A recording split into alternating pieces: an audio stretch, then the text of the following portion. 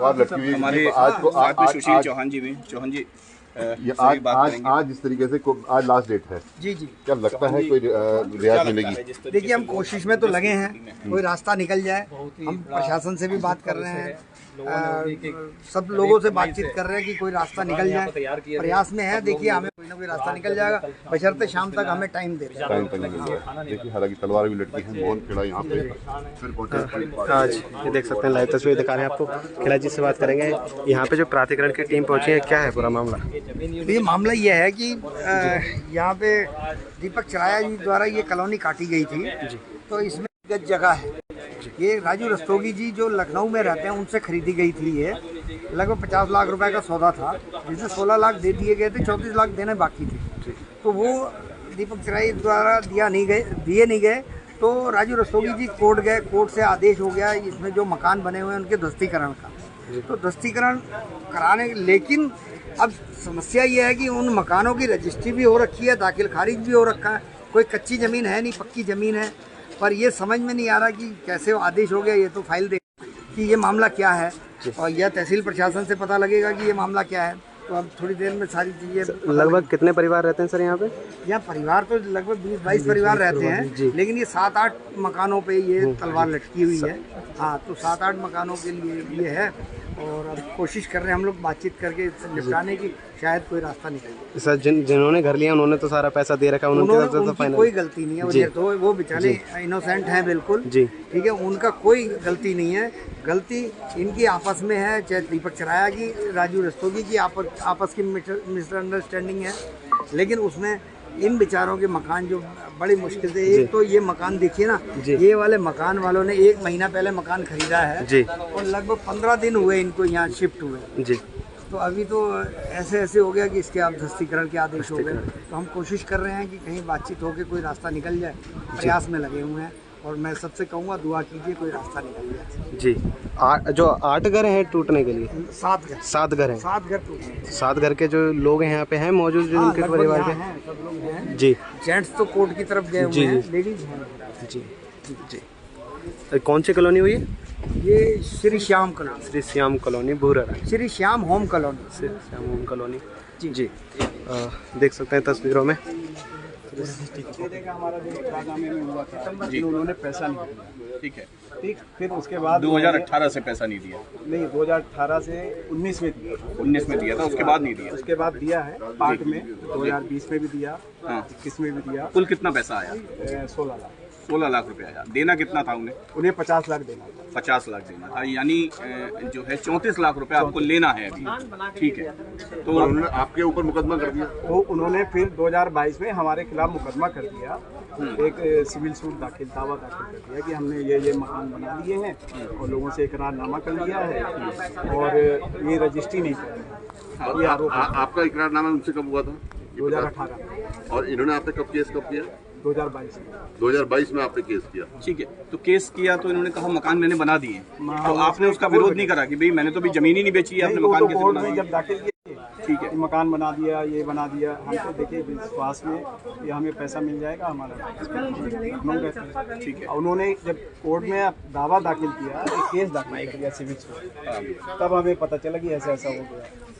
तब हमने फिर जवाब दाखिल किया, फिर उसके बाद वो कोर्ट आए नहीं, कभी कोर्ट नहीं धन्यवाद मतलब वकील साहब कुछ दिन आए, फिर उसके बाद कभी नहीं, ठीक है। फिर उसके बाद हमने अपना काउंटर क्लेम, ठीक है, ये हमारा जमीन में कब्जा किया है जी, तो काउंटर क्लेम हमारे उसमें भी नहीं आई है, ठीक है।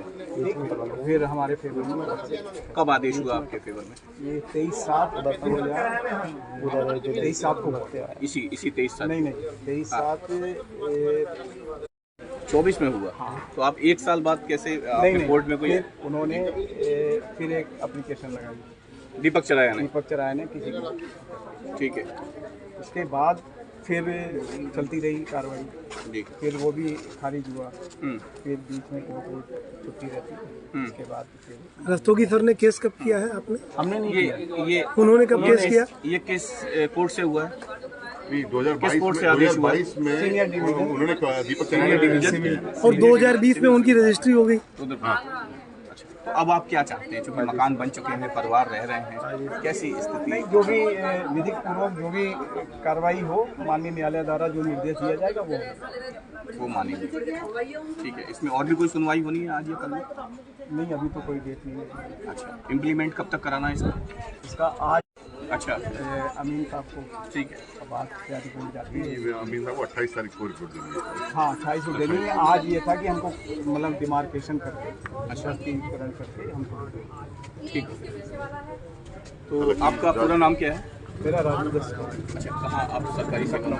कहाँ रहे हैं? पहले मैं था नैनीताल में, फिर उधम सिंह नगर, रुद्रपुर जी, फिर अल्मोड़ा, देहरादून। तो ये ज़मीन आपने कब खरीदी थी? आपने ये 2002 में खरीदी, जुलाई 2002। अच्छा, इसमें बड़ा मामला ये आ रहा है कि दीपक चराया ने रजिस्ट्री लोगों को कर दी है। दीपक चराया ने किस हैसियत से? यही हम भी नहीं समझ पा रहे हैं। आप तो कह रहे हैं कि मैंने जो एग्रीमेंट उनसे किया था वो रजिस्टर्ड भी नहीं था। नहीं, और जबकि रजिस्ट्री तो करी है, दाखिल खारिज में भी नाम आ रहा है। नहीं दिया, दाखिल खारिज में भी नाम आ रहा है। ये तो रजिस्ट्री विभाग और ये जो तहसील है वो और 60 गार्ड है कुछ पता है? नहीं, इस विषय में बोलेंगे जी। नहीं। अब ये पेपर देख के ही, क्योंकि अभी हमने पेपर नहीं देखे कि रजिस्ट्री भी हो गई, दाखिल खारिज भी हो गया। आप बता रहे हैं जैसा अभी हमको आज तक किसी ने दिया नहीं। रजिस्ट्री आपको दिखाई नहीं किसी ने? नहीं, किसी ने नहीं। ये देखिए दाखिल खारिज, ये किसी का नाम भी नहीं मालूम है।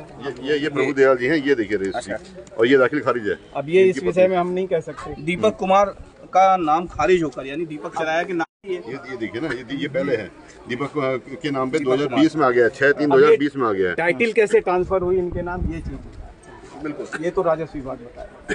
तो कहीं ना कहीं एक बड़ा ये देख सकते हैं आप, इस श्याम कॉलोनी में हैं हम, और यहाँ पर कुछ पुराना विवाद को लेकर यहाँ पे एक है घर टूटने हैं 7 से 8, जो कि काफ़ी परिवारों पर रालियाँ जैसे तैसे घर ही बनाते हैं। अभी देखिए, और एक ये घर भी सामने है जो अभी इन्होंने की बारी है, तो कहीं ना कहीं लोगों में काफ़ी परेशानी है। और देखिए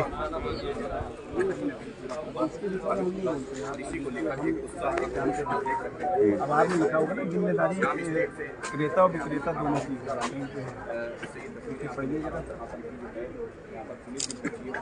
आपने टाइटिल देखी थी, उनके नाम जमीन है।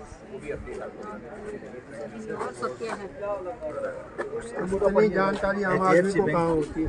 देखिए अभी परिवार के लोगों में काफ़ी परेशानी है। खेड़ा जी, कौन कौन से घर हैं अब इसमें जो? इसमें ना ये लगभग ये 4 घर तो ये वाले हैं। ये पूरे गली एक ही गली हाँ। सामने? इधर ये भी, ये 2 घर ये हैं, एक ये प्लॉट है। ये प्लॉट है हाँ। जी। और सबसे बड़ी दुखदाई बात यह है कि ये इन बेचारों ने तो अभी 1 महीना हुआ मकान खरीदे हुए जी। अभी 15 दिन से शिफ्ट हुए हैं इसमें जी। अभी खरीदा है और आज ये धस्तीकरण की तलवार लटक गई है। और जिसने बेचा वो उससे तो कुछ, अब जो बेच देता है तो वो तो हाँ, निकल जाता है साइड ना, हाँ। उसे ये होता है कि मेरा कोई मतलब पहले भी यहाँ पे कोई वैसे कॉलोनी में ही रहते थे दूसरे हाँ, लोग? हाँ। अच्छा, ये इनके पास नोटिस कब आया ये कुछ कि टूट रहे हैं ऐसा नोटिस कुछ? कल शाम चिपकाया गया है, वो जी। दीवार पे चिपका हुआ है, कल शाम चिपकाया गया है, तो इनके पास तो कोर्ट जाने का मौका भी नहीं मिला। अच्छा, कल नोटिस दिया और आज यहाँ आज से ये ध्वस्तीकरण के लिए बात जेसीबी जो खड़ी है इसी के लिए आई है। इसीलिए जेसीबी मंगा ली गई है जी। पुलिस प्रशासन द्वारा और तहसील प्रशासन द्वारा। तो अभी तो हमने हाथ पैर जोड़ के अभी रोका है, थोड़ा सा हमें समय दे दो, शायद कोई रास्ता निकल जाए। तो हम कोशिश कर रहे हैं कोई रास्ता निकल इसका रास्ता निकलने का क्या है? जो पैसे इनका विवाद था आपस में ही अगर जो कर लेते हैं, जो अपनी कर रहे हैं कि शायद दीपक सराया जी से बात नहीं हो पा रही है, उनसे बात हो जाए तो रास्ता ये रास्ता निकल सकता है। जी जी जी। यहाँ पे जो नोटिस है मैं आपको वो भी दिखा देता हूँ। देखिए घरों पे लगे हैं। दीपक चराया से इन्होंने ये जगह खरीदी थी, जिसकी इन्होंने दाखिल खारिज भी करा ली और बैंक से लोन भी है। लेकिन आज कोर्ट का आदेश लेके राजू रस्तोगी जी यहाँ पहुँचे हुए हैं, जो लखनऊ के हैं। ये जगह उनकी है और कोर्ट ने मकानों को तोड़ने। अब ये सोचने की बात यह है कि जब जमीन इनकी थी तो दीपक चराया ने इसकी रजिस्ट्री कैसे कराई और इसकी दाखिल खारिज किस तरह से हो गई। तो कहीं ना कहीं लोगों के साथ धोखा किया गया। दीपक के नाम पे भी दाखिल खारिज हो रखी है। अभी हाँ, सोचिए, बात सोचने की बात यही है कि दीपक के नाम पहले दाखिल खारिज हुई होगी, फिर दीपक ने इनके नाम रजिस्ट्री करा के दाखिल कराई होगी। तो कहीं ना कहीं इसमें बहुत बड़ा षड्यंत्र रचा गया है और कहीं राजस्व विभाग इसमें मिला हुआ साफ दिख रहा है। बिल्कुल कहीं ना कहीं राजस्व विभाग की कमी नजर आ रही है। और यहाँ के जो बेचारे बेकसूर लोग हैं उनके साथ आज ये थोड़ा धोखा हो रहा है। बेचारा एक एक आदमी सिडकुल में नौकरी करके अपना एक एक पैसा जोड़ के यहाँ मकान बना के रह रहा है और आज उनके आसियाने पर बुलडोजर चलने को तैयार है। तो मेरी प्रशासन से अपील है कि इसमें कोई ना कोई रास्ता निकालें बीच का, ताकि यहाँ के लोगों को राहत मिल सके। नहीं, अब तो ये न्यायालय के समक्ष है मामला ना, अब न्यायालय आदेश कर अभी दिया। यहाँ के लोग सब न्यायालय पहुंचे हुए हैं, क्योंकि इनको कहीं से कहीं भी नोटिस नहीं मिले थे। कल शाम को इनको नोटिस मिले हैं, तो इन्हें जैसे ही मिले, रात ही वकील से बात करके आए, आज सुबह इन्होंने अपनी फाइल कोर्ट में लगाई है।